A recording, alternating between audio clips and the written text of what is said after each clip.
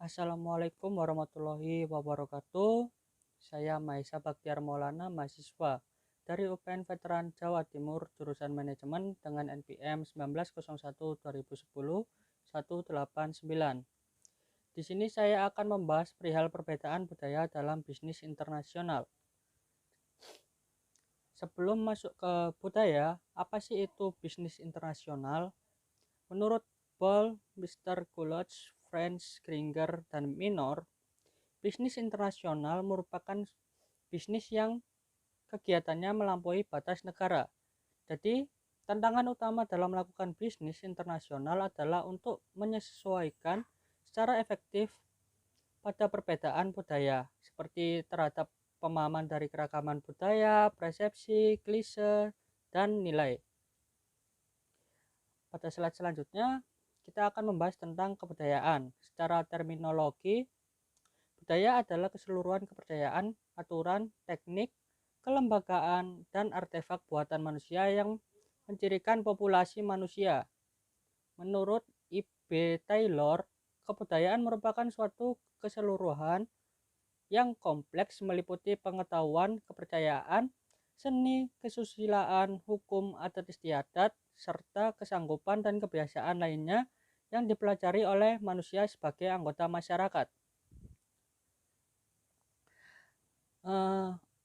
Jadi budaya dapat diartikan terdiri atas pola-pola mengenai perilaku umum bagi anggota dari masyarakat tertentu atau suatu gaya hidup yang unik dari suatu kelompok atau orang tertentu yang membedakan antara suatu masyarakat dengan masyarakat yang lainnya.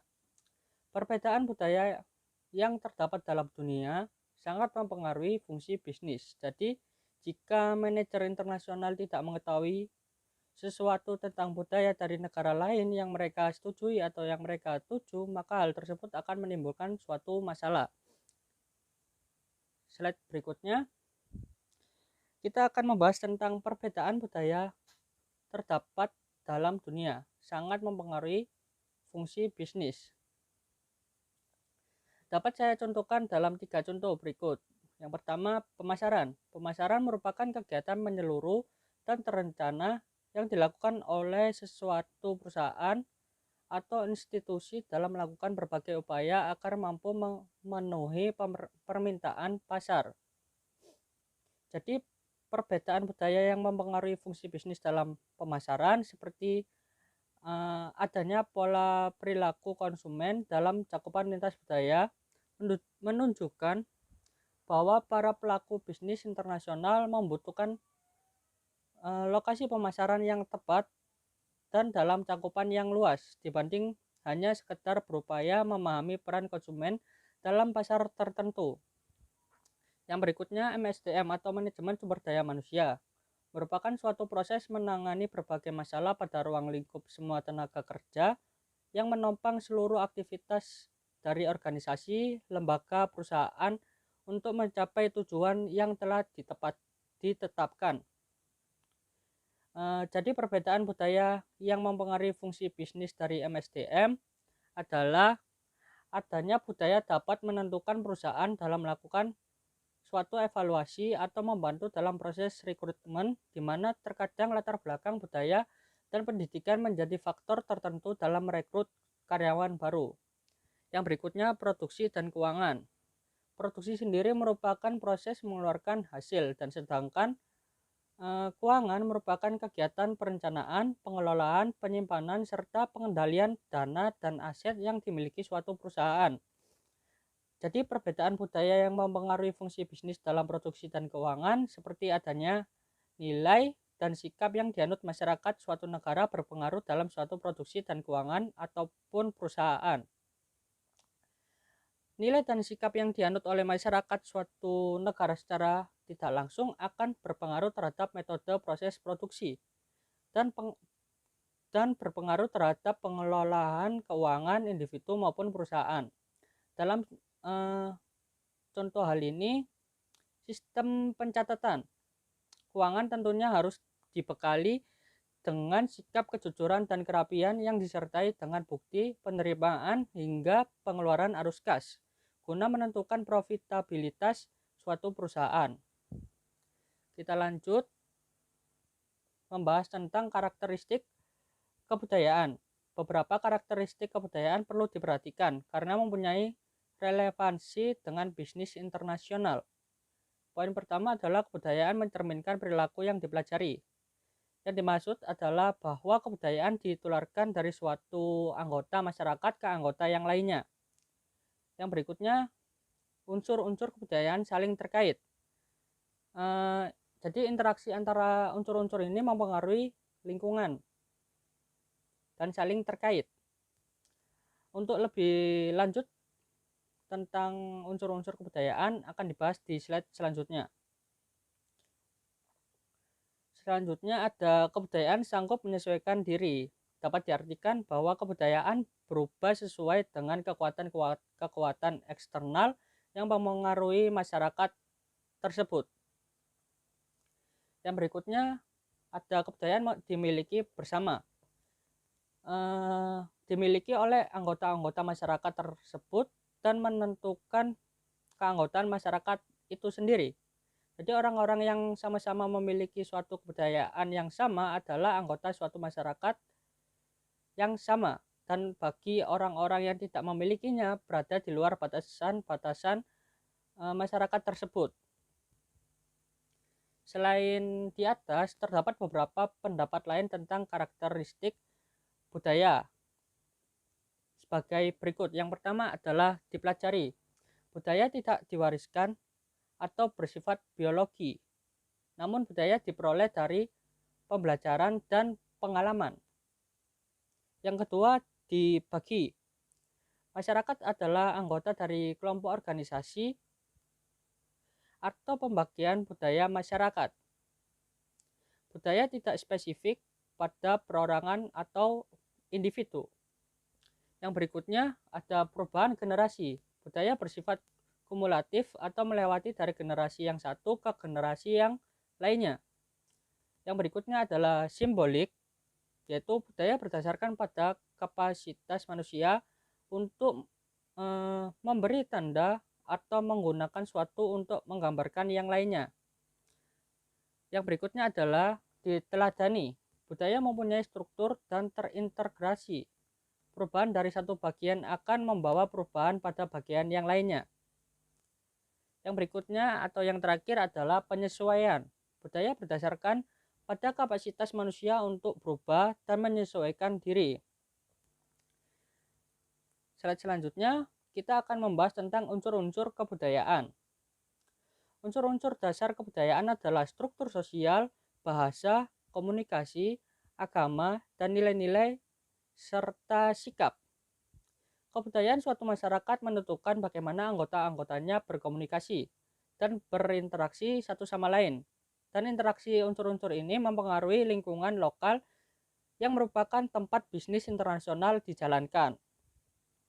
Jadi poin pertama ada struktur sosial. Struktur sosial adalah keseluruhan kerangka yang menentukan peran individu-individu dalam masyarakat, stratifikasi masyarakat, dan mobilitas individu dalam masyarakat tertentu.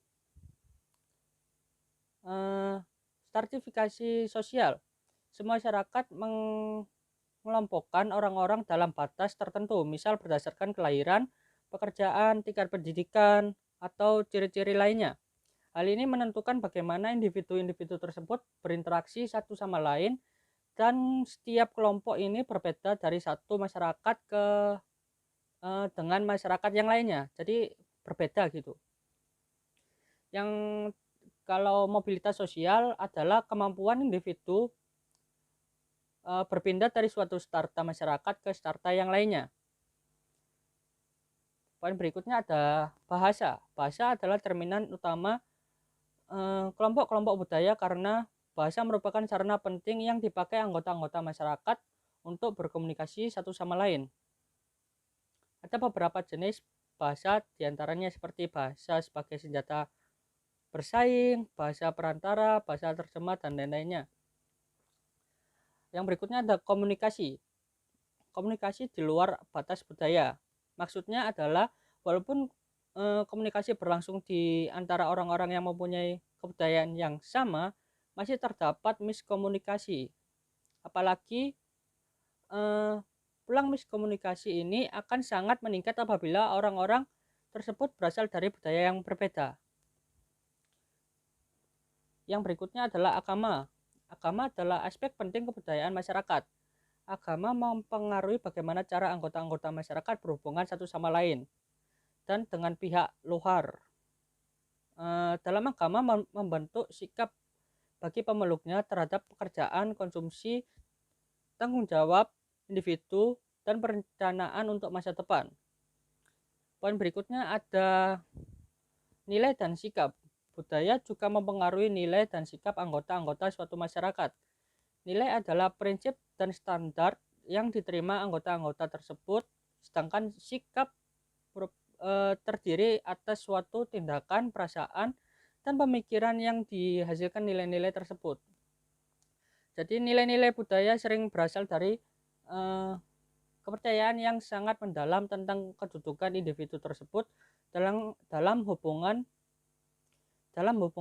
dengan sang pencipta, keluarga, dan hierarki sosial.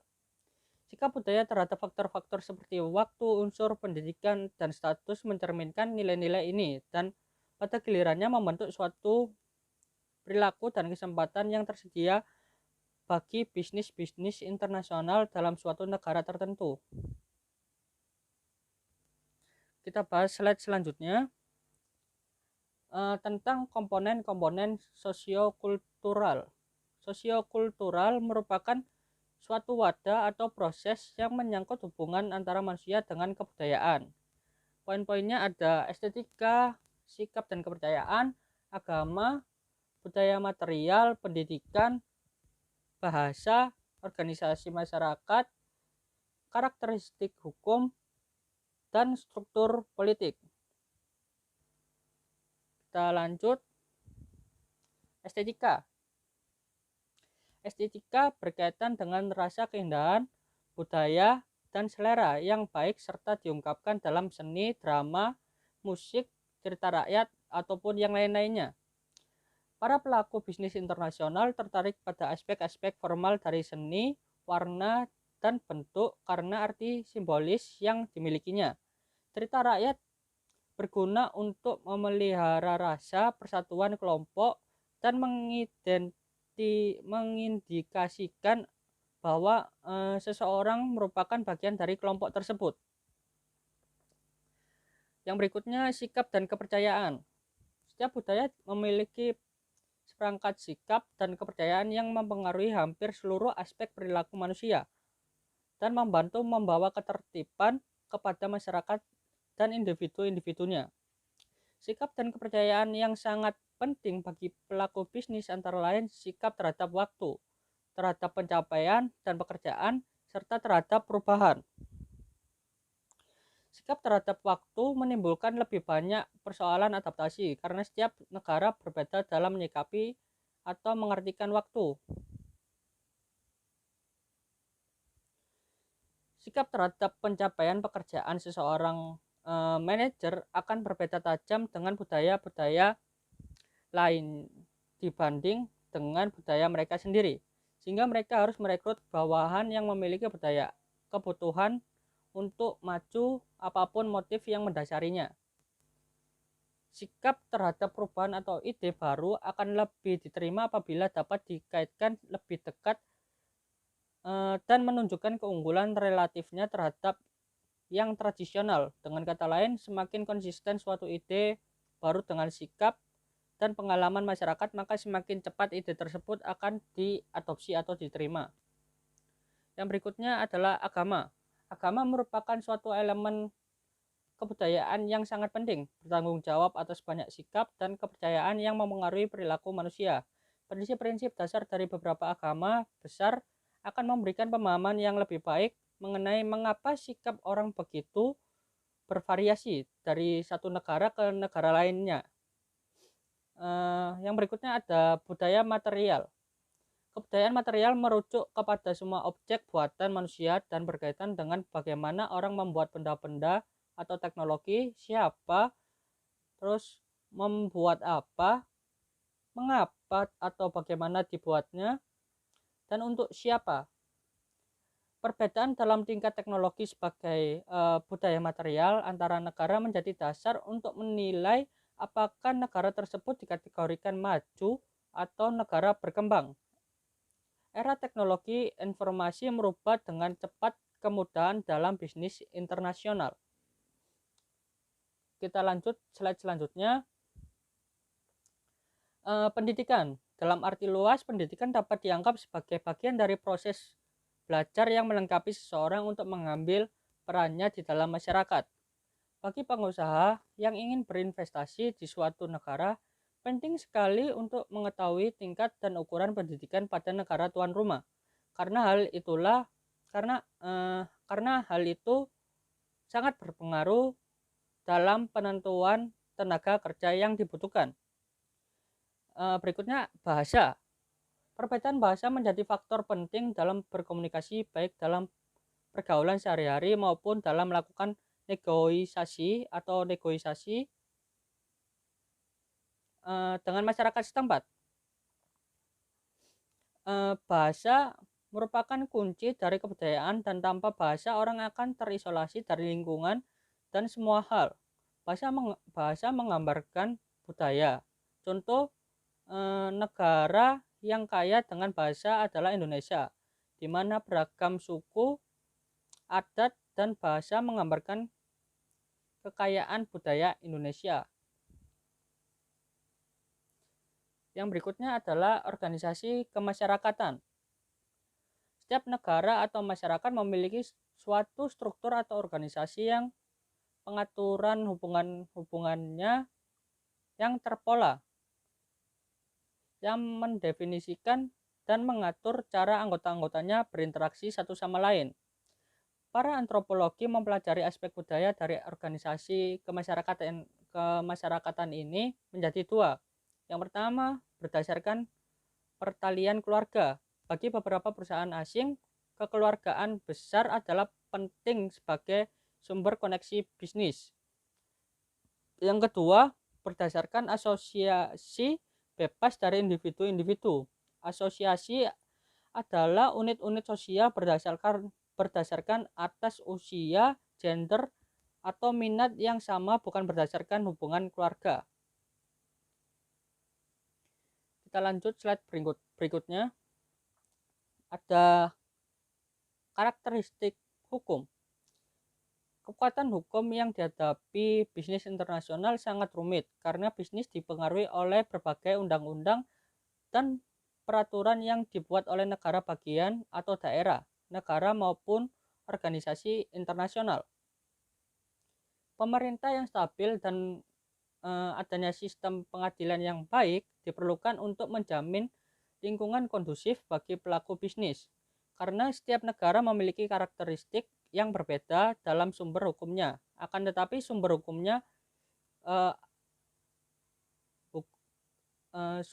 hukum internasional sendiri memiliki bentuk sebagai perjanjian bilateral dan multilateral. Berikutnya, struktur politik. Ada beberapa faktor penting yang perlu diperhatikan dalam dunia bisnis, seperti kondisi politik, sumber alam, dan cuaca di negara yang bersangkutan. Selain itu, perlu juga diperhatikan stabilitas dan hasrat pemerintah dalam mendorong pertumbuhan investasi, juga pemikiran geografis dan sumber alam. Banyak kekuatan politik yang harus dihadapi bisnis, mempunyai sumber-sumber ideologi, dan ada banyak lagi sumber-sumber lainnya. Hal ini meliputi masalah nasionalisme, terorisme, budaya, tingkat stabilitas pemerintah, hubungan dengan organisasi internasional, dan badan usaha milik negara. Kita lanjut pada slide 16 yang membahas tentang studi kasus. Jadi di sini Disneyland akan membuat taman bermain di Prancis. Oleh karena itu mereka merasa sudah membuat keberhasilan di Jepang yang memiliki budaya yang sangat berbeda. Disneyland merasa tidak perlu mengubah sistem yang sudah dianggap berhasil untuk disesuaikan dengan orang Eropa. Masalah terjadi sejak awal pembelian lahan, sekitar 1950 hektar. Tanah yang dibeli adalah lahan pertanian utama dengan harga di bawah harga pasar.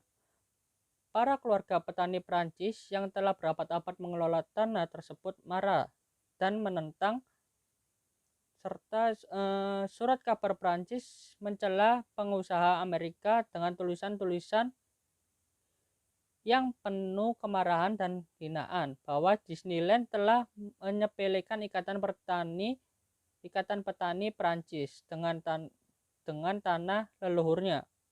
Selanjutnya, Disneyland semakin menyinggung perasaan masyarakat Prancis dengan menggunakan pengacara untuk bernegosiasi kontrak-kontrak yang akan dilakukan.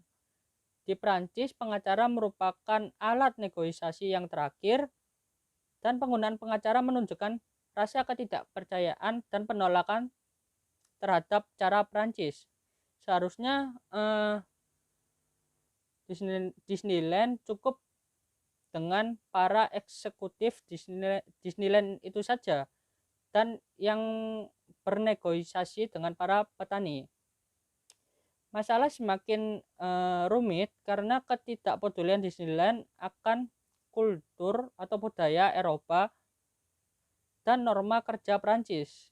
Disneyland menuntut karyawan-karyawan berpenampilan gaya Amerika, yang mengakibatkan staf dan serikat buruh memberontak dan menuntut model pakaian sehari-hari yaitu yang digunakan adalah Prancis, bukan Amerika, dan membuat moral kerja akhirnya merosot, dan